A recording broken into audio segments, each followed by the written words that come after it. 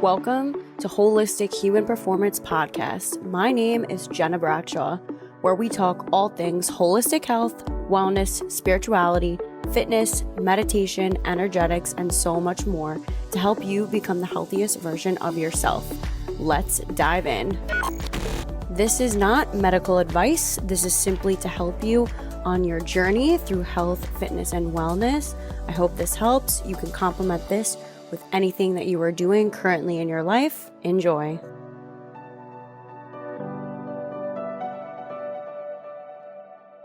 Are you someone who is so intrigued by spirituality, wanting to learn more about all the different facets, wanting to enhance your spiritual gifts, your soul gifts, your intuitive muscle? This has been coming up so frequently in my client sessions and community comments and conversations. And it's come to a point where I just said, I need to create something for you guys. So I created the spiritual school where we help you develop your spiritual muscle to enhance your health, well-being, and get you on your soul's path and purpose using your unique soul gifts. Whether you want to develop your soul gifts to help yourself or you want to bring those to light to help the world and develop a business from it, this masterclass series is 100% for you. One of the buckets that we teach about in holistic human performance is spirituality. This is our innate wisdom within each of us that there's something greater than us helping us along the journey. And our soul connection to that is a vital force that helps us on our own soul's purpose and mission here on earth. When this is ignored, we then have trouble facing our challenges, adversity, and we go against our innate wisdom, which in turn can create physical disease in the body. So throughout these 5 weeks, we are going to take a deep dive into developing your spiritual muscle, your intuition, and how to integrate this into your daily life. Because remember, this is a lifestyle. This is not something that you just do once in a blue moon. This is a complete lifestyle change, and I'm here to help you every step of the way. So we start these live stream classes each week starting March 24th, and each week will be live and we'll be able to catch the replays. So if you are ready to take a deep dive into spirituality and developing your soul gifts, I invite you to the Spiritual School. I'll put the link in the show notes. You can also find this right inside of the Holistic Human Performance app, which you can get on Apple and Google Play. See you there. Hello, everyone, and welcome to another episode of the Holistic Human Performance Podcast. I'm your host, Gena Bradshaw Vitale, and today we have a special guest with us. We have Emma Tekstra.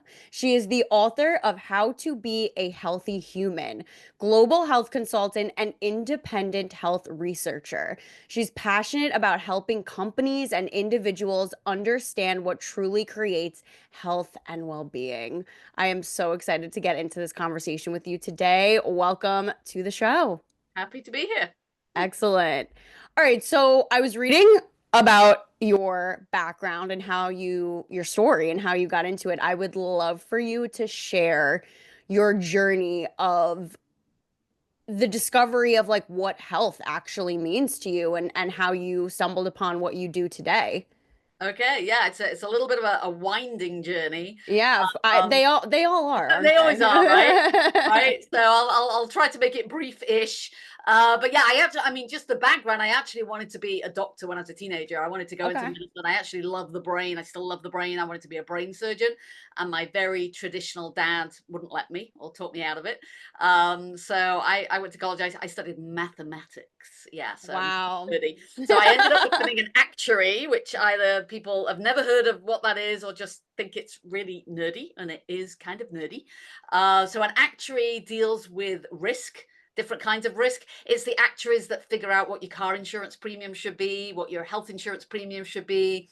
I went initially into kind of the pension plan side.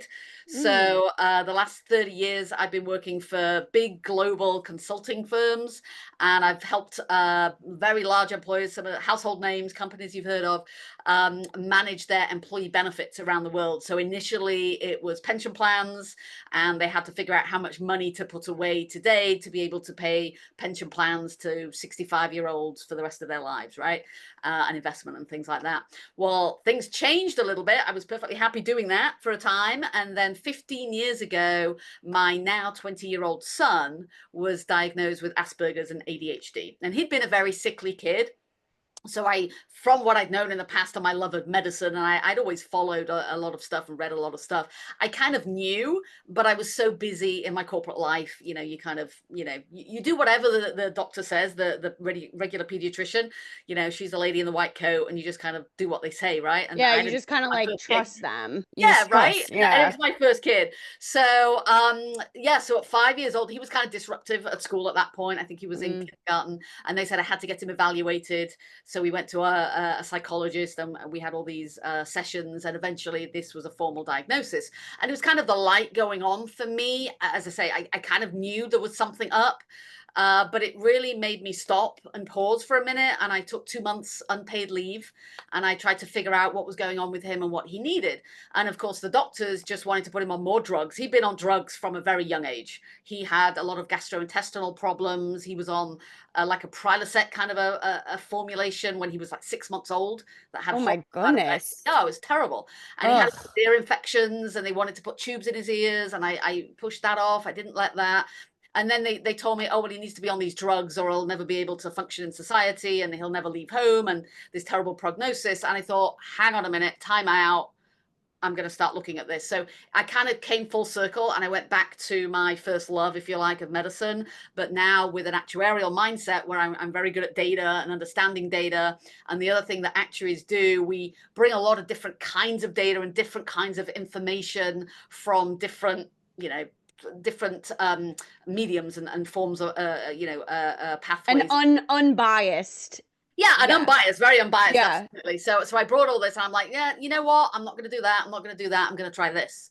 And so I tried all these different things. And so, as I said, that was 15 years ago. I went back to my job, and I moved a little bit. It was a giant global company, and so I became more focused on the healthcare side of the business. And so then I was actually leading innovation of our health business around the world, working with a lot of doctors in different countries.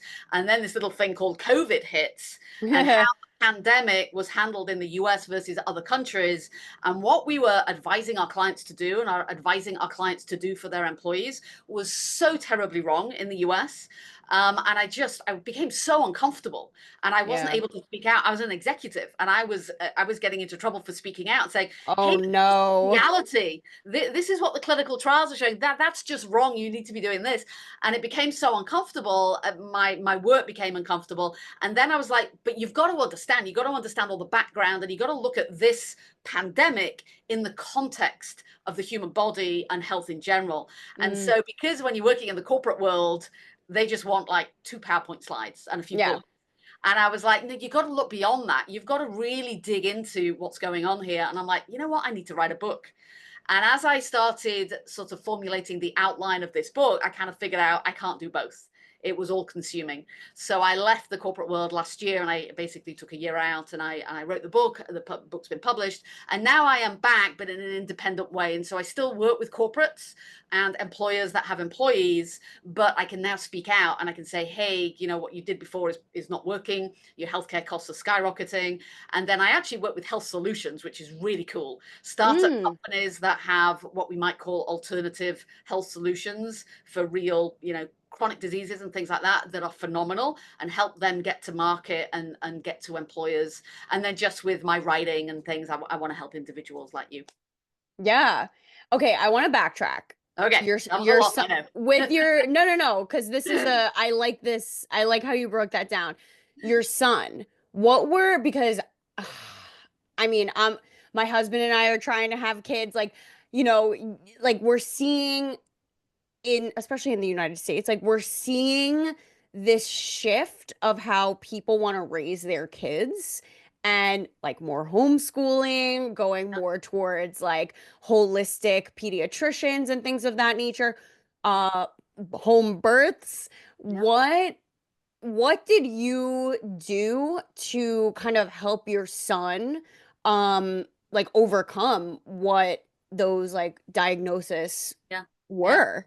yeah, yeah. I had to clean him out. I mean, Yeah. he was just so toxic right from the get-go. I mean, not to get off topic, but all the vaccines and the drugs and even Yeah. Tylenol. You give them a Yeah. shot and they've got a fever because their body's freaking out, and you give them Tylenol, which is very detrimental to the liver, and then you can't detox from all the crap that's in the vaccines, and so it builds and builds and builds on these kids, and so they start off, unhealthy. Maybe who knows what happened in your case. But so these kids can't detox, and then they grow. Maybe they get a little bit better because our human body is amazing and can heal if Yep. you're supporting it. So maybe, but you get a little bit better. But actually, fertility is so, people are really struggling, to have Yes. kids right now. But a lot of it is toxins. I've got a whole chapter on all the different toxins. I mean, even just makeup that women wear. I would talk about this in my corporate world, and one of our internal doctors said, "You can't tell women not to wear makeup. We can't put that in there."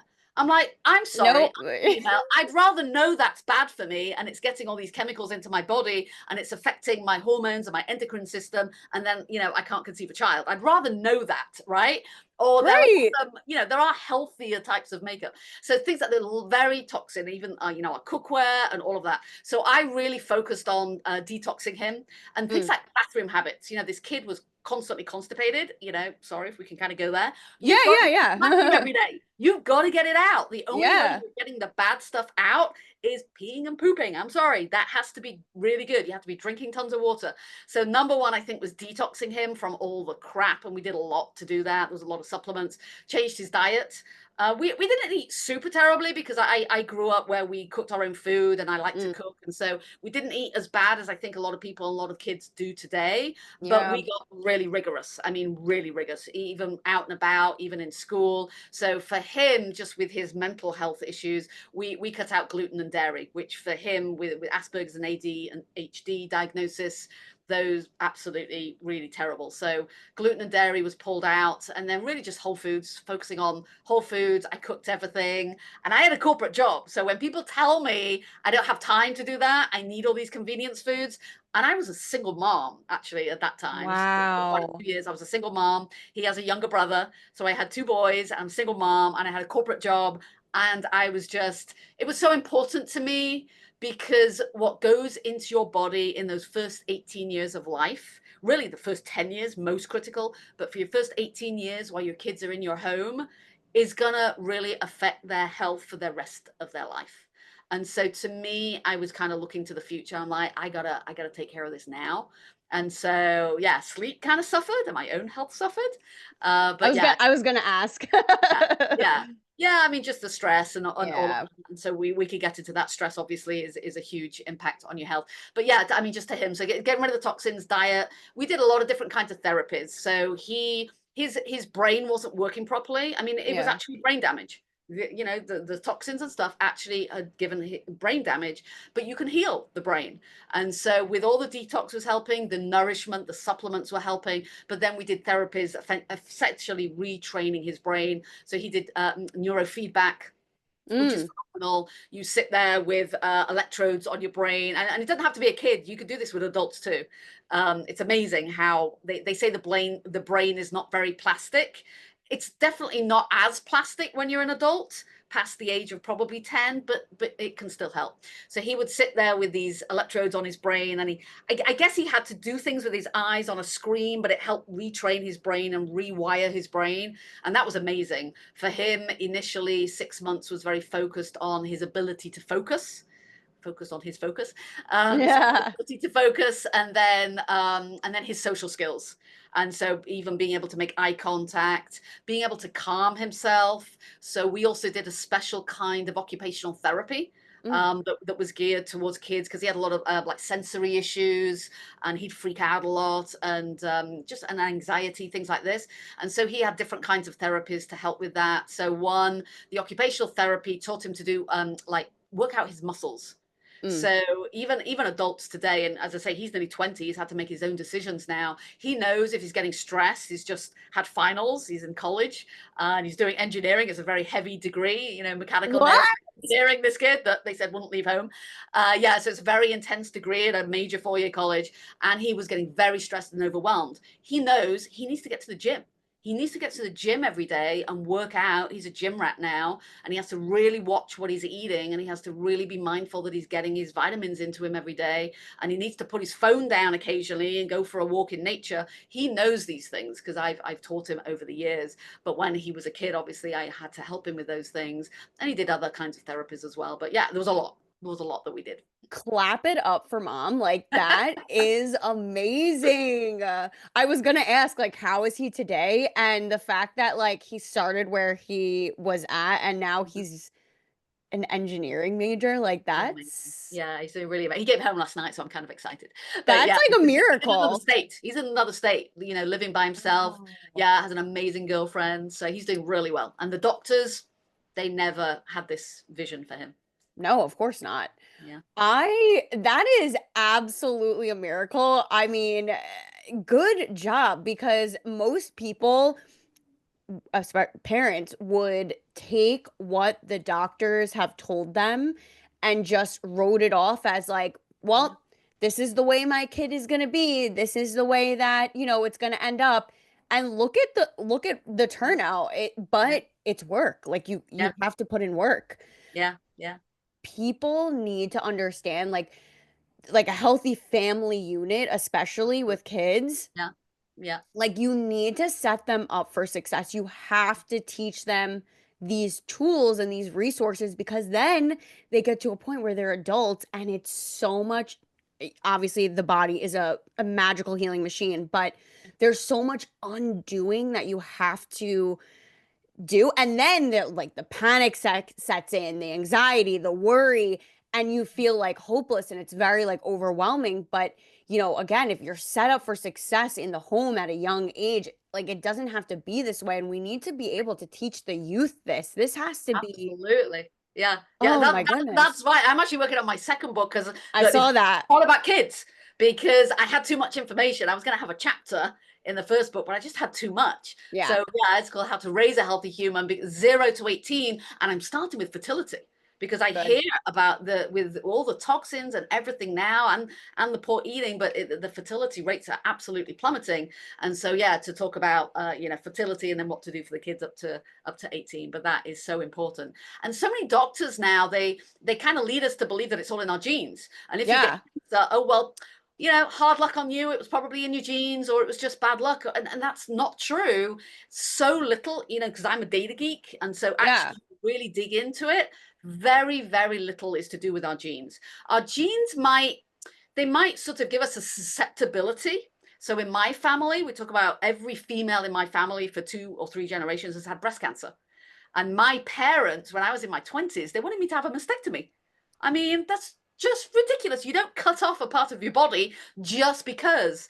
And so, yes, I know I'm susceptible. So from a very young age, I've had that in my head. I've got to, eat healthy and clean living, and make sure I'm monitoring myself. I'm not going to be an idiot, but no, I don't have mammograms, by the way, because they're shoving Uh-uh. extra into you and they're really bad for you. But there's other things. Yeah, you need to be careful, but eat well, don't smoke. I started smoking when I was like 11 or 12 years old in England and I quit. I was gonna ask Very quick. As a where you grew teenager, up. no, no, no, Yeah. no, no. Don't smoke, don't drink. I don't drink at all. Alcohol, especially in the female body, even some people a drink a day it's heavy on your liver and it puts pressure on your liver. It metabolizes into like formaldehyde and other carcinogenic products. And so a lot of women in particular, for some reason, alcohol can be worse for women, maybe just because their tolerance is lower or because I think our hormones are so tightly and intricately, the balance needs to be just right to have, to be fertile, for example.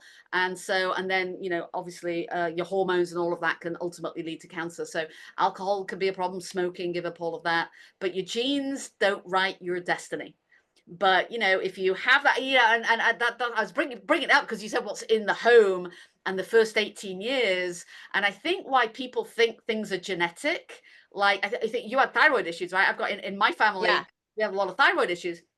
And it's really interesting because I have a so the cousin, so the mom, the daughter, the father, who is obviously not related to the mother, but the father, they've all had thyroid cancer, and then the father's mother. So some of them aren't even blood related, but they're like, oh, we are, our family has thyroid problems. It's not the genes, it's the lifestyle. And you're in the same home and you're growing up and you learn to eat the same foods. And whatever food you ate as a kid, you tend to, that's your comfort food you go back to when you're older. And Right. just the brands that you use, the cookware that you use, the way you live, or how much you exercise or don't exercise, was nature part of your childhood growing up. So it's really the family and the lifestyle. You take that into adulthood rather than just focusing on the genes. I am so like I'm geeking out with you right now because I have this conversation with people on a daily basis and like epigenetics, right? So are you Right? familiar with Dr. Bruce Lipton and how he speaks of epigenetics? With the name. So uh, like I always say because I'm a two-time cancer survivor and I do interact with a lot of people who have either been exposed to cancer, diagnosed with cancer, going through, or they're like, it's in my genetics and like I might get it. I mean, it makes me insane when people say this because I try to explain like if there are research studies that are out there that literally can say and have shown that the toxic products that you use daily can increase your risk of breast cancer by 50%, then I mean, that really shows you like you have control over your genetic destiny. Like, just because you have, the BRCA gene or, the infamous BRCA gene, Yeah, it right. doesn't mean that you're going to end up getting breast cancer. Yeah, yeah, It's mind-blowing. And then with the whole vaccines and everything, it's like, guys, come on, like can we put the pieces of the puzzle together, please? Like yeah, it's yeah, not it's not people like to blame their genetics and I'm like, no, like yeah, it's the environment you grew up in yeah, and you have the ability to change that. You can control that. exactly. Yeah. It's People don't, lifestyle. I don't know if people don't want to take responsibility for their health because it's easier to say, oh, Chuck, Probably. it was my genes. But, Probably. I think there's a number of things going on, but that's exactly what I've tried to do. I felt I was covering so much ground with my book, but I wanted to provide that overarching context and pull these different threads together. Mm, Because I think if people just look at the headlines, like you mentioned, okay, so there's some science now that shows if you use this product that raises your risk of breast cancer. Well, they might go, oh yeah, well, breast cancer is not in my genes, so I don't need to worry about that study. right. And then they'll just go on with their day. But Right. it's bringing all of these different threads together because yes, clinical trials are important and the science is important, and I'm all about statistics. But you have to understand that statistics is only a tiny, tiny piece of the puzzle, and we've got to bring all of this together and look at it holistically. Yeah, absolutely. Okay, so throughout your research, like what because I feel like research has been skewed, especially Yeah. since COVID. So like what has been your findings in terms of like what the research is telling us? Like why do you think they skew it so much? Is it like fear mongering, money, like control, all of the above? Like why do they do this? I don't understand. It's a number of different things. I mean, you've got to break it apart a little bit. I don't think there's necessarily some giant conspiracy. I think if you Mm, just look at all the people and like industries involved and the companies involved, everybody's looking out for themselves. So if you yeah. look at the healthcare industry, okay, so they're selling pharmaceuticals, and we'll get into surgeries and mechanical devices, medical devices. But if we just start with the pharmaceuticals, because that is out of control. So if Yeah. you're a pharmaceutical company, you've got shareholders and you have to make a profit. So you want to sell as many of those pharmaceuticals as possible. So that's what they're trying to do. And so their job, if somebody's job is to make a profit and increase sales, then they're going to do whatever it takes to increase sales. And because they don't know you as an individual at the end of that product, they're not thinking about it. They're just trying to increase their sales. Now, if you come down to the doctors, and I have a lot of this history in my book. I've got a whole chapter on sort of the history of the medical profession, because the poor doctors, you can't even blame the doctors. They're Yeah. only taught what they're taught. And Right. sort of a little, I don't want to say brainwashed, but they go to medical school and there is so much information to take on. The human body is so complex. If you took every scientist and doctor around the world and you compiled all of their information in one database, we wouldn't have scratched the surface on how the human body works. It was divinely created, it all works together, and we don't understand a fraction of it, okay? So That's the so poor crazy. doctors, they go to medical school for however many years, and they're taught, yes, all the biochemistry and how the immune system works and all these different things. And then they're taught a lot of pharmaceuticals and pharmacology and tons of it, because the healthcare industry that I talked about is sponsoring a lot of the medical schools. You can find this, you can find the evidence of this. And so a lot of the professors that are teaching in medical schools are also working for the pharmaceutical companies, or writing papers that the pharmaceutical companies will pay for and things like that. So the doctors are taught, they're just overwhelmed. They just want to get to the end of their degree and get into a job and start earning. So they're just taking in all this information and regurgitating it with all their exams. And now they're in practice. And they have just been, all they know, their mode of study is, there is something wrong with you. This constellation of symptoms equals this label, a disease, equals these drugs can treat it. And that's all they've been taught in all of their years. That's what they've been taught. And if you take just nutrition, for example, it has been squished down to maybe 3 classes. I don't mean 3 semesters of classes. I mean 3 hours or 6 hours of something about nutrition. And it might be about, scurvy and beriberi, that if you have a chronic shortage of vitamin C or vitamin B3, you're going to wind up with one of those nutrient deficiencies of old days, of 100 years ago. And that's really what nutrition is for them. They don't understand. They're not taught that you can reverse chronic disease with nutrition. They're not taught that. They have classes on things like how to get your patient to take their medication, how to, deal with them when the patient says, oh, well, would this diet work better than others? I mean, it's changing. And, I'm seeing some great news coming out now. If you know, Dr. Mark Hyman is doing, that ring a bell? I The feel like functional I've heard medicine of the doctor. name. Yeah, he's very prominent. He's doing a lot of work with the government. It's fantastic, because he is really pushing to get nutrition back into medical school training. And that is fantastic. And so I think that maybe things will start to change. But there's so many doctors there now, I call them the conventional doctors, and that's their only mode of study. And so, okay, so the healthcare industry, what the doctors are taught, and then you get down to just yourself and what what you see in the newspapers, and people are trying to sell newspapers. So there's headlines there that are going to be, one thing or another. You get down to the papers, the medical journals. So I'm a medical journal, and they say, well, it's a peer-reviewed study. Well, you've got to really dig into that peer review process. So firstly, you write a paper. You've got to look into who paid for that study to be done. A double-blind, placebo-controlled clinical trial of any drug is insanely expensive to carry out, because to look at, to go and to be taking one of those products, you have to go to the doctor every week. They're checking your vital signs. Millions and millions of dollars. The only people that can afford to pay for a trial like that are the pharmaceutical companies. So you can dig in to say they're going to be paying for the trial. If the trial comes back to say that drug's not going to work, don't sell that drug, that's kind of quiet.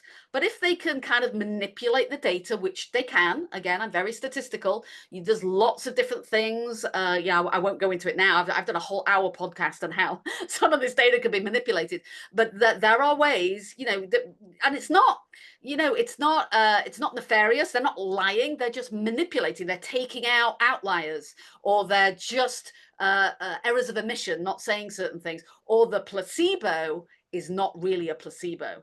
You really Mm. have to dig into what is the placebo. It's not saline, which is inert in the body. It's usually another drug, or in the case of a vaccine, it might be an older kind of a vaccine. So they'll say placebo, but it's not usually a true placebo. That's just one method. There's many methods of obscuring the results. And then the scientific articles out there that have the raw results in a table that clearly show, that thing is bad, but they've come to a different conclusion. And it's the conclusion that gets into the headlines of the newspaper. So medical journals is just another part of it, right? And then the peer review, the British Medical Journal actually looked into the peer review process of their own journal.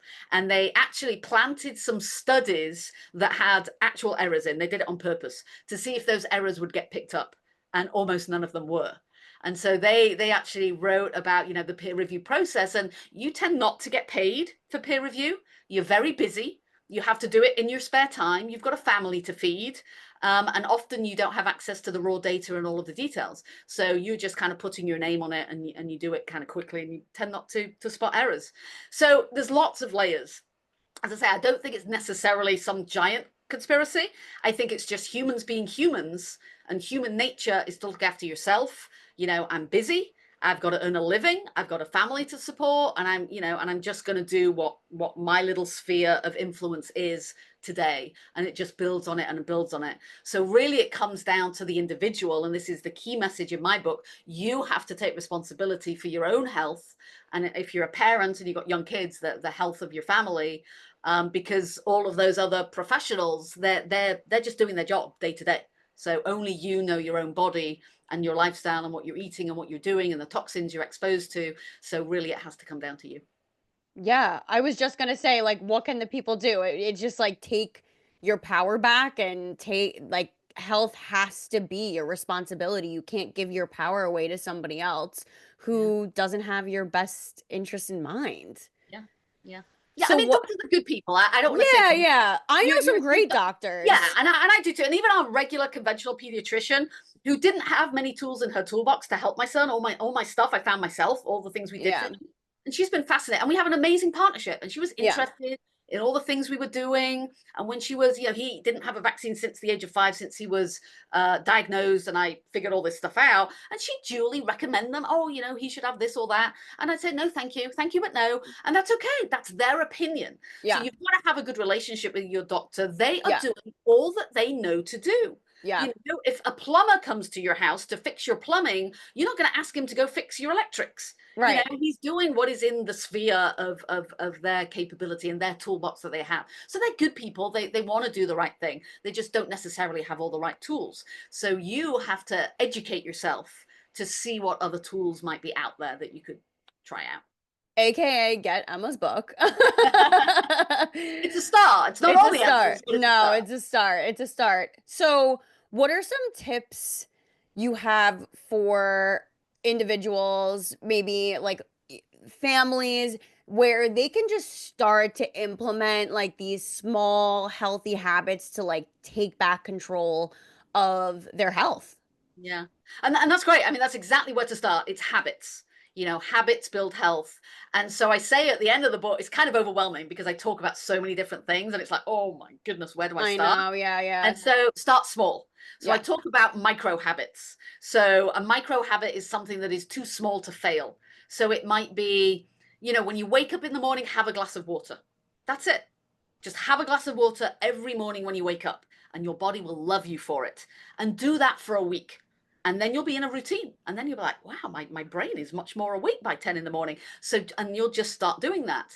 And then it might be, it'd be really good to go for a walk in the afternoon. Depends on what your lifestyle is. If you're working in a factory or in an office all day, I'm sitting down all day at a desk. So leave your sneakers by the front door. Just put something it's like a pebble in your shoe. Just Mm, find a way to remind yourself to add one more healthy habit. So micro habits are super important. I talk about food hacks.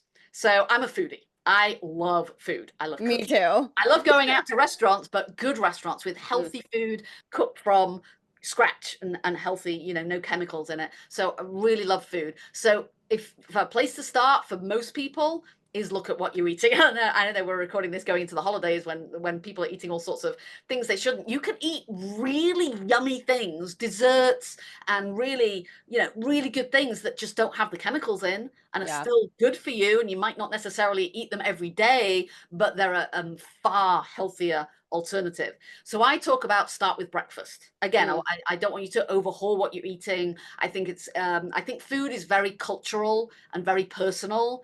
And I don't think you can go from, I mean, go for like my husband, when I met him, it's a second marriage. We've been married, it'll be near, well, 9 years in January. And so when I met him, he was kind of living on his own, and he was living on fast food and eating out and never cooked for himself. Okay, so there are people, you need to just start eating some whole foods. Yeah. Those people, they're cooking in the evenings. There might be a few packets and a few cans involved, so you can upgrade what you're eating. But I don't want you to, wholesale change what you're eating. So I talk about, let's just start with breakfast. Okay, if you're eating cereal for breakfast, you need to nix the cereal. There's nothing good in like Fruit Loops and even Cheerios, frankly. Not a lot Kellogg's. is good. Ew. Oh gosh, terrible.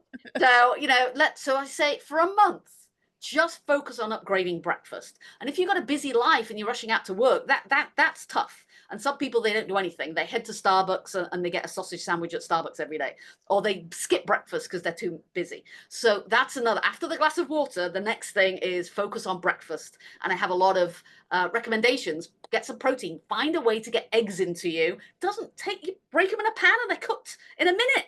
So just get some eggs into you, or if a smoothie works for you, some healthy smoothie you can take with you when you go. So and for a month, focus on breakfast. Get that right, and that will really set you up for a good day. And then, I think I say, go to lunch and figure out if you're going to McDonald's for lunch because you're in a rush or you're a salesperson and traveling in a car. Find a way to take a sandwich with you or take a salad with you. So then another month, you'd then upgrade your lunch. And then dinners, a lot of people, I hope, do some cooking. So look at what you're eating and just think through ways you could upgrade it. So Mm. instead of the packet version or the convenience version, just do the whole foods version. If you're eating conventional meat and chicken, get to some pasture raised, grass fed. It's a completely different substance. The And fat it tastes raised, different. and it tastes different. Yeah. Yeah. And that's just so much healthier for you. So yeah, so go slowly. But nutrition is absolutely key. And together with nutrition, and people have different mindsets on this because I think what you're actually eating is most important. But for me, supplements are also really important. I Yeah. think everybody in the modern world that we live in, that there's so many toxins you can't get away from. And because we're so depleted already, everybody, I think, needs to be on supplements as an absolute basic multivitamin. Don't go to Costco or Walmart and grab something off the shelf. It's got to be a quality brand, a quality multivitamin that is absorbable. So the important thing with supplements is you're actually absorbing whatever it is in the right levels, and you're not winding up taking too much of something and making yourself toxic. Zinc, for example, a lot of people during COVID, they learned that zinc is helpful to ward off bacterial infections, which is absolutely true. Very, very good for your immune system. But people were taking way too much zinc. Yeah. You can take too much. So zinc, very important. Going into the winter here and flu season, keeping your immune system healthy. Vitamin D, super important. I'd rather you get out in the sun every day or sit on your doorstep or just, open a window, get some sun on your body. I'd absolutely rather you would do that. But it's probably not enough, especially going into the winter in many places. So vitamin D is critical. Vitamin C, it's not just, the thing of old. It's absolutely critical in your body. Niacin, which is vitamin B3, is probably the third most critical nutrient you can take in your body. So supplements, absolutely key. So nutrition, supplements, and then start looking at those toxins in your life. And I know it can be overwhelming. Yeah. I got a whole chapter on it. I go throughout your life. That's I've kind of, you can categorize toxins in different ways. I've kind of said, look at your life. So what are you Yeah. eating? So the food that you're eating has a lot of crap in it, and then what are your products around the house? So things like your pots and pans and your food storage and things like that. And then what are you inhaling?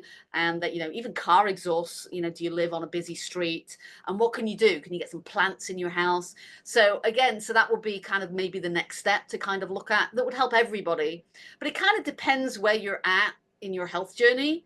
Are you more or less okay and you're not diagnosed with anything, but maybe you're getting a lot of coughs or flu every winter, which by the way is a red flag that things Yeah. aren't working in your body. You know, me and my family, we hardly ever get a cold, you know, or we might, you know, sneeze for an evening and then we're fine by the next day, a good night's sleep. My kids have never, since 5 and 3 were my boys, when we switched and started learning, never missed a day of school, never got sick through COVID. That my boys never ever got COVID, never ever got sick, not so much of a sniffle. My older son, because of the damage that was done by the time he was 5, he Yeah. still will pick up, you know, a virus and stuff, but he doesn't have to miss school over it. You know, he'll sneeze for a bit, feel crummy for a week maybe, but doesn't have to. So yeah, so I think those are the main steps, but don't be overwhelmed. Start small and just build on it, you know, do something for a month and then look at something else for a month and just kind of build from there. I love that. We could talk for hours, I I'm swear. sorry. I go on and on. No, I love it. This is, again, this is why I do what I do. And like, I'm so on the same wavelength as you. As we wrap up, are there any words of wisdom you would like to leave the listeners? Just your body is one system. Just figure out what's going to work for you. Don't look at the professional as the all-seeing, all-knowing. Any professional, even if you find some alternative, even naturopaths, Yep. fantastic. And naturopath is absolutely fantastic. Functional medicine is fantastic. But even they, even if they're spending an hour with you at an appointment, they're not spending all 24/7 with you. You've got to learn to read your body and take responsibility for yourself and kind of educate yourself. So I think that would be my last words. Absolutely. Thank you so much for coming on, sharing your wisdom, your knowledge. That was what an amazing conversation. That just lit me up. Um, Helpful. yes, Emma, where can people find you? So my home base is I've got a website, just emmatekstra.com, Tekstra with a K. And then I got a Substack. I write every week. So just emmatekstra.substack.com. But as I say, you can get to different things through my website. Perfect. Thank you so much. If you guys like this episode, like, share, subscribe. Don't forget to review. Let other people know like what you liked about this episode, the podcast, and we will see you in the next one. Bye.